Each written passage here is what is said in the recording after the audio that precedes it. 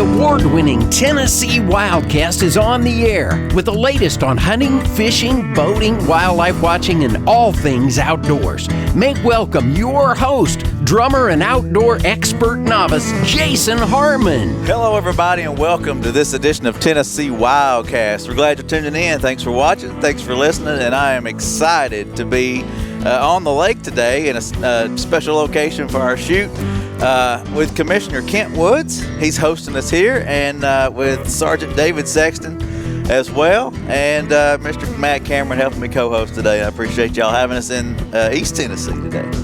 You forgot to announce we're on Douglas Lake. Okay, Douglas Lake. There you go. Awesome. It's probably the best setting I think I've been on with you, Jason, and I hope this one lasts longer than the rest of them. I don't really want to get up. It's hard not to sit here and rock, so I hope the camera's in focus now.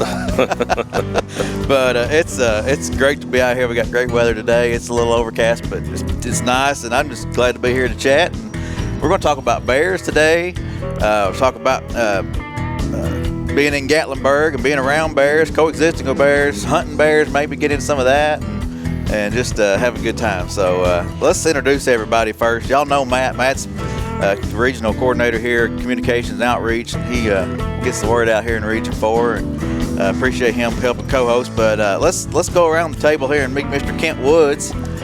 Kent, you're a commissioner, and tell us a bit about yourself, just to kind of an overview. Well, this is my 5th year on commission, and have enjoyed every minute of it. It was a big accomplishment to get to be a commissioner, and like I say, I've learned a lot, and I guess one of my biggest accomplishments on commission was to do with bears when I really pushed hard to get the seasons changed to start opening on Saturdays to where we could get these kids in the woods.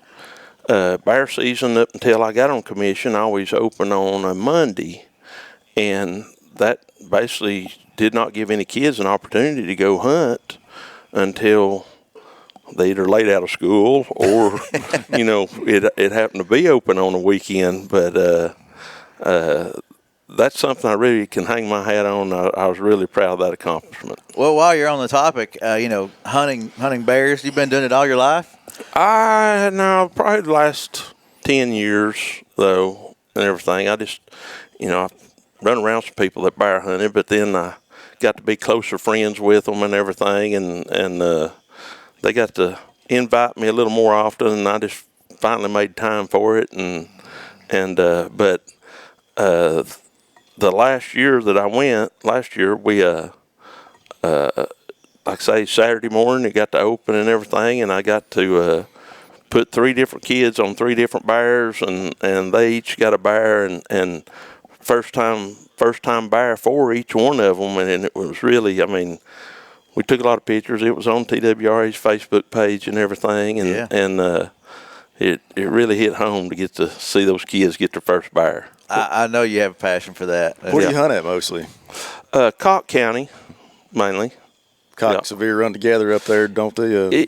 Close. But most of my hunting, all my buddies, basically, I got buddies that hunt Severe County, but the ones I'm closest to and hunt with, we mainly hunt Cocke County, and they're split on one side of the interstate, for certain times of the year, and then the other side of the interstate for other parts of the year. So it gives us a chance to hunt and on one side of the interstate where that one zone is, and well, when it closes, we takes pressure off them, and then we can go to the other side. Yeah. Well, that's cool. So you became a commissioner, and we appreciate you being on the commission. You've done a lot, and you made a big impact there, and we appreciate all you do as a commissioner. And I'm sure your constituents here in your area appreciate you as well. A lot of people don't realize we put a lot of time into it behind the scenes. We have monthly meetings on Thursday and Friday each month, but a lot of people don't realize how much time and effort that we put in behind the scenes and take calls, and we try to return all our calls and everything. But if we can't return the call or we don't have the right answer, I always make sure that I try to get that person directed to the right person that can answer that question. For sure. Well, let's move on down the line and meet David real quick, and then we'll come back to some of these other things I got on my list. But David, Sexton and Sargent here in the area. David, tell us about yourself. How'd you come up through the agency and get where you are today? I started with the agency in 1992, so I've been here quite a few years now. I worked the first 5 years in Granger County, city of Rutledge. Transferred here in the spring of 1997, so I've been in Sevier County now for 24 years, and I mainly just came up through the ranks and became sergeant, and now I am sergeant over the Loudon, Blount, and Sevier County now. Okay, all right. Well, today we want to talk about bears, and there's no doubt that you have to deal with bears every day. And quite a few things in your area. There's a lot going on in Gatlinburg, and a lot of tourists, and a lot of traffic coming through Sevier County and different areas up here. And what's some of the biggest struggles that you see that you have to face and help educate people and that sort of thing around bears here in the area? Well, there are a multitude of things that we have to deal with, but with the I'll start out with tourists mainly. Start now. Sure. Trying to approach bears. A lot of the tourists don't realize that these are wild animals and they can hurt you, and they want to get as close as they can to the animal, and a lot of times they get too close, and then the animal will react, not in so much an aggressive manner as wanting to attack somebody, but to tell them, just get away from me, just leave me alone. And we get a lot of calls at that point saying, well, the bear tried to attack me. Well, the bear's not really trying to attack. They're just saying, you're too close. Right. And then, of course, the intentional feeding of a bear. We do have laws against that in the city of Gatlinburg. That is punishable by a fine and court cost if they're caught doing that.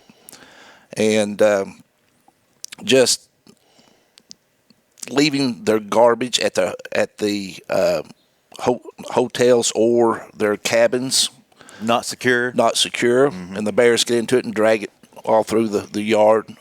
And what they don't realize really is what they do today affects people next week, next month, next year on down the line, because these bears aren't dumb animals. They're very intelligent.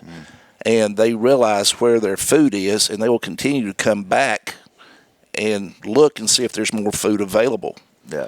And so if people are feeding the bear today, then he's going to come back to that same cabin or hotel the next day to see if somebody's going to give him some food and start walking up to people. And that's where we do not want the bear to be, is comfortable with people, to approach people. Yeah.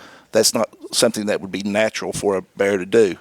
So those are mainly our issues in the tourists leaving their car doors unlocked. We've heard stories of bears getting in cars and that sort of thing, and looking for food. They have learned to open up car doors, and I've actually seen bears go from car to car checking the car doors to see if they can get in. So those are mainly with the tourist type situations that I deal with. Then with the local population, it's just garbage security. Around businesses, things like that. Around businesses, homes. Just making sure that their garbage is secure when there's a bear in the area. You know, if there's not a bear in the area and they're not having an issue with any bears, they can have their bird feeders. They can do that type of thing. But once a bear comes into the area, even way outside of Gatlinburg, I try to go into the subdivision or street or area and just tell people, you know, you might want to keep your bird feeders up for 2 or 3 weeks here while the bear's in the area, and then after it's gone, go ahead and put it back up. Yeah. But while the bear's here, let's go ahead and keep our food sources away from it. Well, there's all kinds of tools out there. We've talked with Dan Gibbs, bear coordinator for the state. You know, there's the Bear Wise programs out there to help educate these tourists and help educate the folks that live in the area and work in the area. There was a magic number. What's that magic number? Or there's how many people are coming through the national park throughout the year? It's somewhere between 11 and 13 million a year that come through the park. That's a lot of people to try to educate and help. And it's really tough. Understand. Matt and I were doing some figuring there a while ago, and it comes out to be about, if you do it year long, about 250,000 people. Was it a week or every week? Every week coming through. It's really hard to educate 250,000 people in a week because most of them just stay 5 to 6, 7 days. Then they're gone. Then you get a new 250,000 people in. So it's really hard to do a whole lot of mass education in a 5-day span. And that's just people going to the park, not to mention the millions more that come to the Sevier County area that never make it into the park. And that's where we seem to have a lot of issues. In the park, they do a good job at posting, don't feed the bears. People know that up there, although some of them don't heed the warning. But all the restaurants are outside, and the chalets and the hotels and the food and the garbage is outside the park there. And that's probably where we have more problems, isn't it? It is. And, I tell people, these bears, when a bear comes to your house, they're not there to make a social call. They're there to get something to eat. They are food driven from the time they get out of their den sites in the spring to the time they go back into den in the fall. They're food driven the entire year. So everywhere they go, whatever they're doing has to do with food. Yeah. Well, Commissioner Woods, I know you have a passion for helping educate the folks because you're a business owner in the area. You own or part owner of Sugarland Shine, right? Correct. So you've got a lot of traffic coming through your shop there, and people visiting, and the guys and gals who work for you. They got to know these things, and I'm sure y'all are doing what you can to help pick up the trash, keep the trash put away, and all that. We do. I mean, and we're in the zone, and back in the day, I think in 1990 maybe, whatever, David helped create a bear zone. And all those people in that zone are required to keep their trash in a bear-proof container, which all of downtown Gatlinburg is that way, and that's the way we are. But still, there's still that bear that roams down the street some days. And I mean, we've all saw videos of outside restaurant, people have to get up and take off running, and the bear get food off their plate and take off. And everything. But to hit back what David was saying earlier, which I sat on Sevier County Commission too, and at our last month's meeting, to give you a little insight, our landfill we have here in the county usually grows about 2% per year. But to tell you how many more, and that count of 11 to 13 million we was talking about a while ago, I'm anxious to see new numbers because our landfill has saw a 15% increase this year. So back to the trash and the bears, that's how much more trash we're creating in Sevier County right now. So these bears, I mean, it's more opportunity for them. Mm-hmm. Yep, and they're going to find it. That's right. If it's out and available. Well, speaking of businesses and food, you're a Swaggerty descendant as well. Is that correct? Yeah, I'm half Swaggerty. You got your hands in a bunch of stuff going on. Yeah. My papa started Swaggerty Sausage Company back in 1930, and we're still a family business. My mom, who just turned 80, and my uncle, who's 84, still at the business every single day. And outstanding. My cousin runs a company, and my daughters work there, and then it's still a family business, and plan on it staying that way from now on. Pushing 100 years here. Yeah, that's right. That's right. Well, if you're from the area or lived in Tennessee very long, you know that name, Swaggerty, and I'm sure it's hit a lot of people's plates around the area. Yeah. We're fortunate to have grown like we have, and fortunate to still have my mother's health and my uncle's health to be able to be in there every day and still make it a family-run business. Is it the same family recipe that it has been? My papa come up with this recipe back when he first started. We're a whole hog sausage, hams, everything goes in the sausage. It's same ingredient that he started with and everything, and don't see any changes in the future. Now, where do you get most of the hogs? I imagine that's a lot of pigs. Most of them's up north. We slaughter big sows. Since we do a whole hog sausage, the hams and the shoulders and all go in the sausage and whatnot. And you need that bigger hog get a little fat to offset that. Yeah. Good stuff. Oh, yeah. Yeah. What about Making me excavating? Did you do some of that in construction? I had this morning got up and went and got 2 different crews started on the 2 different jobs, which they already knew what they was doing, but I couldn't stand it. I had to still go by there anyway. But I've been doing that for 35 years now, and still ain't afraid to get on a bulldozer myself.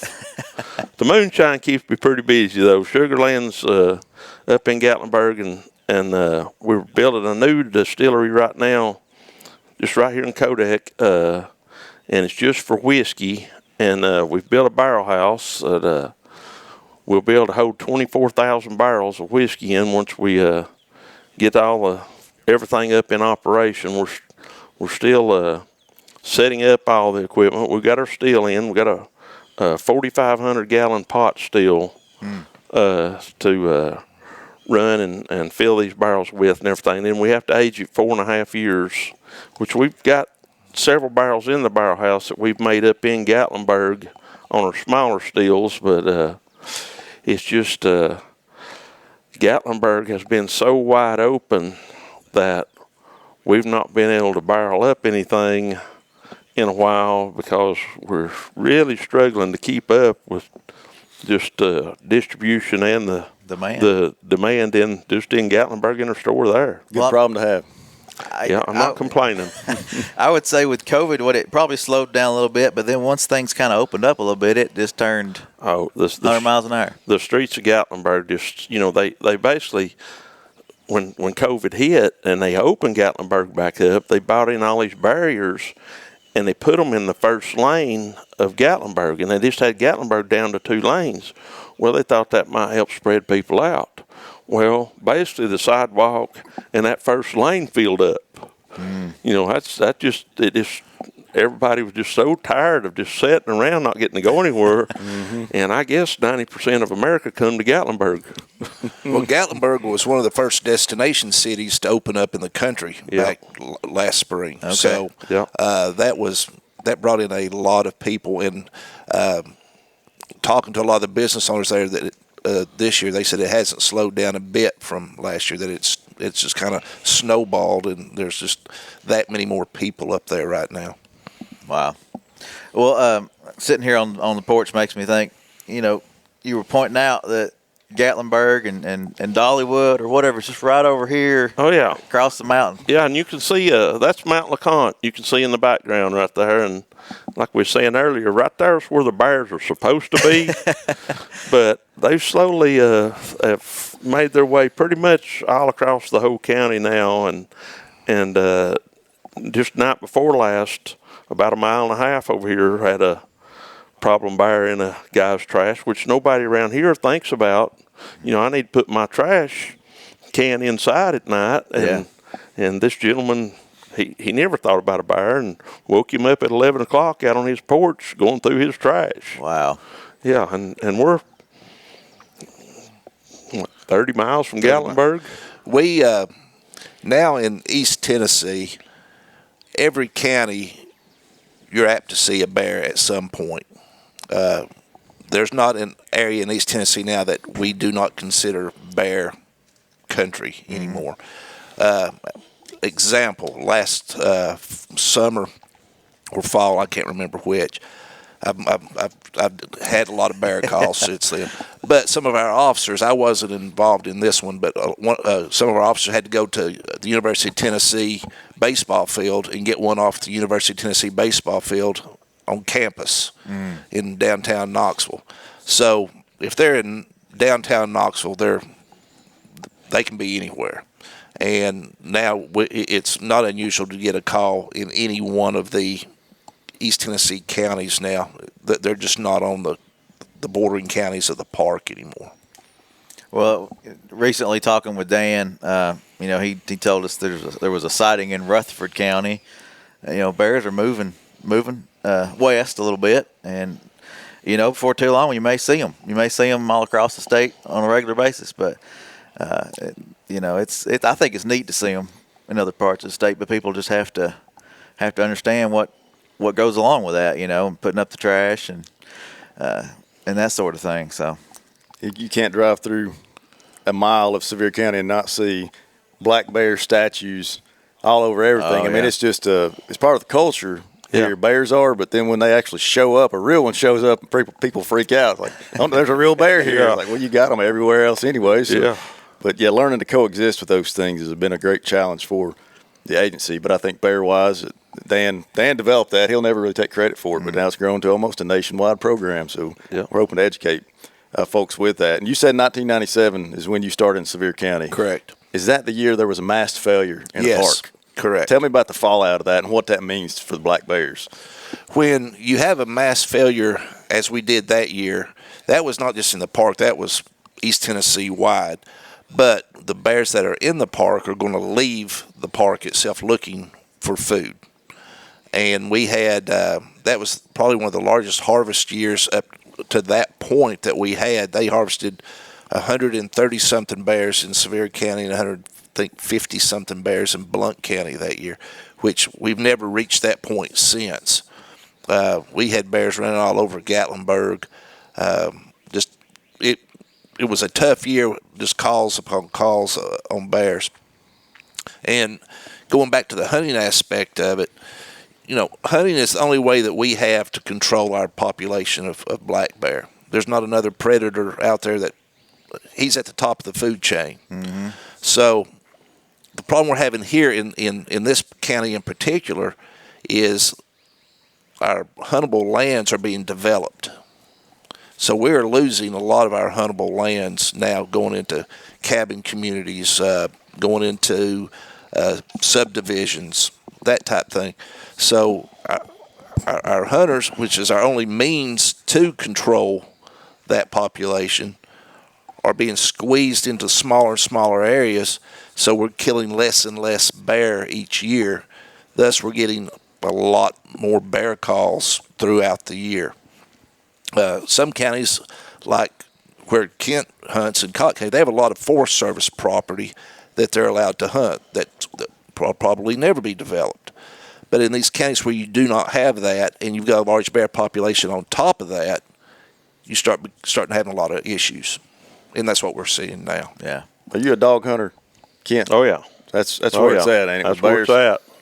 That's where it's at. It's just like the old days of the guys that used to fox hunt, sit around the fire and listen to the dog, whose dog's out front. Well, same way with the coons, that's my dog I heard bark first. Well, now these guys have got it pretty sophisticated, and they've got the collars on, and you kind of watch the screen, and now you can kind of see, on the screen whose dog's name is up front on that screen right there. So, when his dog's up front, he's kind of the one sitting here, with the big grin on his face, and instead of, because they'll get miles away and you can't hear the bark like you can on a coon or a fox or something like that. So now these guys have took it to another level, and he can see, well, all right, boys, come over here and look whose dog's up front, Wow. Technology has changed a lot of things. It has. We're talking about wildlife. Segue into fish. About to run out of time here, I guess. Sure, yeah, we can segue a little bit. To fishing, Kent and I were talking about earlier the live scope fishing and how that is just revolutionized fishing, your ability to find the fish. You picked one up but hadn't got to use it yet. I hadn't got to use it yet, no, but I've it's laying up there in my boat ready to be installed. What kind of fishing do you like to do? Just crappie. I used to bass fish a lot of tournaments and everything. I just got out of it, and my passion's crappie fishing in April. I really don't miss a day of April. This lake right here is one of the best crappie lakes around. Is that fair to say, Dave? Yes. It is. Dave's an avid pan fisherman for sure.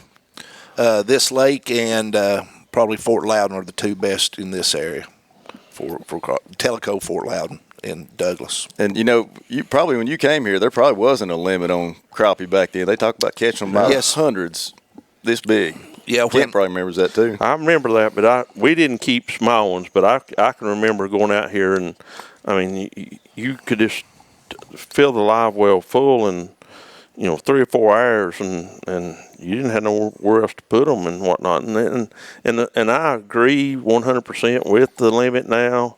We got a 10 each size limit, 15 fish, because there is so many fishermen out here now, in which everybody knows, or if anybody out there's tried to buy a boat lately, you can't get a boat because everybody's bought them up. And but this lake does get a lot of pressure on it. But if it wasn't for the structure we have and the size of this lake and the good water quality we have in this lake, I would think this lake would be in trouble. But we're blessed to have, to me, one of the best crappie lakes around. Yeah. Talk about that regulation, Dave. The difference that it made on the quality of fishing here. When I first started in Sevier County in '97, we had a 30 fish limit. And then we went through about 5 years where we had little or no spawn for 2 or 3 of those. And our crappie fishing on this lake went way down. You were lucky to go out and catch 5 or 6 at some points, late 90s, early 2000s. Then we supplemented this with the black nose crappie at one point there. And that helped out, and then they had a couple, 3 or 4 good spawns in a row. That just got it kick-started back, and it's been good ever since. But we also dropped the limit to 15 during that time, away from the 30. And, 15 fish per person, 10 inches long, that's a good mess of fish. You ain't With kidding. the changes in technology and all that, I mean, it's changed fishing. Technology has changed a lot of hunting and fishing and things like that. So, I think that 15 is a good limit. What do you think? Yeah, I think it's fair. Yeah. That's the mess of fish. that's 30 pieces. Speaking of That's a good dinner there. crappie sandwiches and sausage biscuits, man. There you go. I'm getting There hungry. you go. Yeah. Well, I appreciate you guys being on today. It's been a fun conversation. If you're up in the Gatlinburg area or East Tennessee area, just learn about what you need to do. Keep up your trash. Don't feed the bears. Just remember those things if you're coming to visit. If you live here, it's important. And Kent, I appreciate you being on with us. I appreciate y'all coming. Sharing a little bit and how hosting us here. It's been fun. Yeah, I enjoyed it. I got one question. Are these cannonballs to shoot at the pirates? They get too close. No, that's when a bear walks up, you grab one and throw it at it. That's a good technique, ain't it, Dave? Yeah. Run them out. That's right. Well, it's always fun to hang out with these guys, and I appreciate everybody tuning in and watching and listening. This is Tennessee WildCast, and we'll see you next time. Thanks for tuning in. Stay connected with TWRA by visiting our website at tnwildlife.org and follow us on Facebook, Twitter, and Instagram. Hey, it's all about Tennessee wildlife. It's what we do. Tennessee WildCast will be on the air again next week. We'll see you then.